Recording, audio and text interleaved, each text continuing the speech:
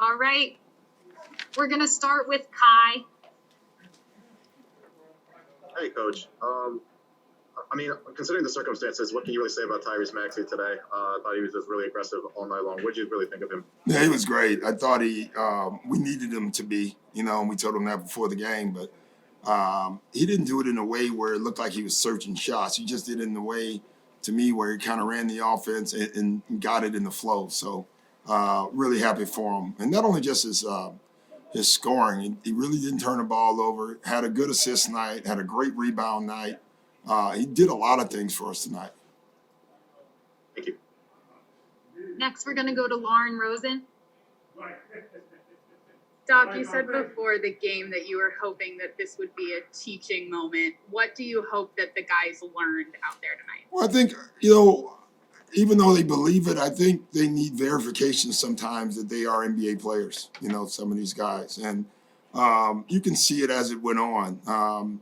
Isaiah Joe, I think he's going to be a terrific player. And you can see him settling down, getting his legs. Paul Reed, same thing. So for those guys, it was just great. And then, obviously with Dwight and Danny just being veterans and smart and knowing how to play, they were really helpful tonight, both of them. Every time out, they were supportive.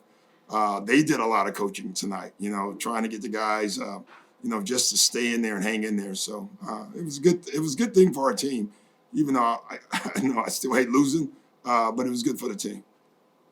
Thank you, Doc. Next, we're going to go to Tom Moore.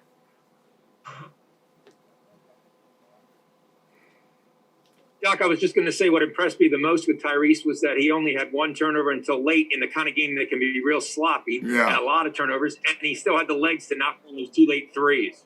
Yeah, I think the turnovers came from no legs, if you want to be honest. He played like 14, 16 straight minutes a couple of times. Right. He knew I called that last play for him, and he became a point guard on it. He made a pass, and I told him, bro, you got 39. You at least got to throw it up to the rim on that one. And he was joking. He said, you might have yelled at me for forcing it. So he's just a great kid, too. I got to tell you, he's really a lot of fun. Thank you. Paul Hudrick. Hey, Doc, you touched on Paul Reed, and you also had Tony Bradley in there for extended minutes. I think they had combined like 10 offensive rebounds. Yeah. What did you see out of them and their activity level, especially on the offensive side? That's what they both do, especially Paul Reed. He did it in college. That's what he'll be here. He's more of an energy player. There's guys, Paul, that come around that just know they find the basketball. It just seemed like every loose ball, every skirmish, Paul Reed came up with the ball or was around it or creating it. So I think that's his gift. Thanks, Doc. Next, we're going to go to Tom West. Hey, Doc. I know Tyrese's scoring obviously stole the show with his performance today, but I just wondered what you thought of his defense recently and how that part of his skill set has kind of carried over into the league so far. Yeah, I think he's finding out that there's a lot of good guards in the NBA, is what I would say. He struggles in pick and roll right now. He doesn't struggle with individual defense. So for a rookie, I would say that's a good thing. He can stay in front of the ball. He's got to learn how to navigate screens right now. And he'll do that because he's a quick learner. Thanks, Doc. Next up, Keith. Hey, Doc, is there anything that Maxey did today that kind of surprised you, something that you didn't see that you knew he could do before? Well, I didn't know he can score 39 points in an NBA game. I'll say that. Other than that, no. I'm telling you, I said it earlier, Keith, he's going to be a terrific player. He's going to keep getting better. He's going to keep getting smarter, just playing with all these vets. And it was actually a good team because it was a clever I think that would be the word you would use with them. They're a very clever basketball team in the way they play through Jokic and all the cuts. And I guarantee you he learned something from that today, for sure. Now, Doc, I know this is a development time for you young guys. You want to give them minutes under the circumstances. But at the same time, you still want to be competitive. You still want to, after this, win a championship. Yeah. So what are you trying to accomplish right now while your guys are out with the, the protocol? Hey, listen, development, number one, health is number two, Keith, because I think, again, what we're missing in this is COVID created this, but the concern is not COVID now. The concern is injuries because guys are playing so many minutes because we don't have enough guys.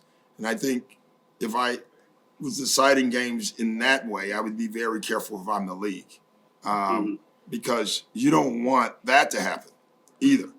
And so, example, I'm looking at our stat sheet. We had 1, 2, 3 guys plus 40 and couldn't be avoided. And so now we play again in 2 days.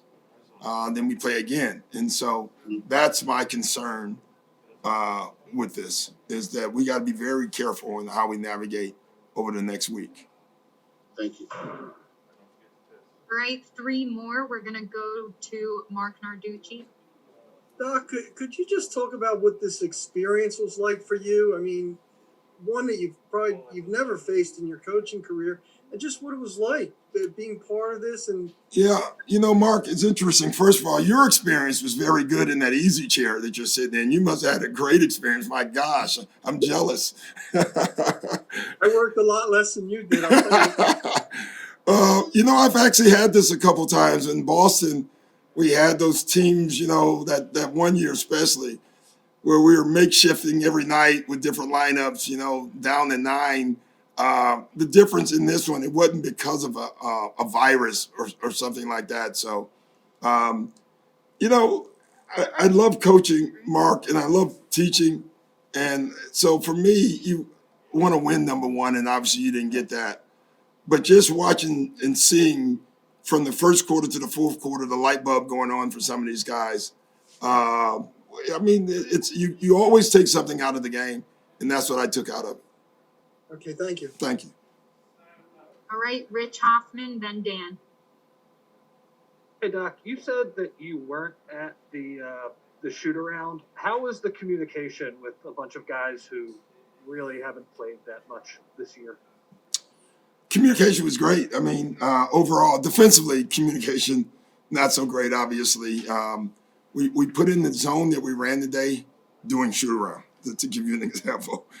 We just felt like we needed to go to something to try to give them a different look. And actually, it worked for a little while. Got us to halftime, So, and then offensively, I had them run the stuff that we've been running. And watching the guys, like we fell on a couple of things that we can add now too. And Dan. Doc, did you say anything to some of these, first-time starters before the game? Was the pregame mood any different? Did you have, No, listen, I was a young player, and I was telling the guys before the game.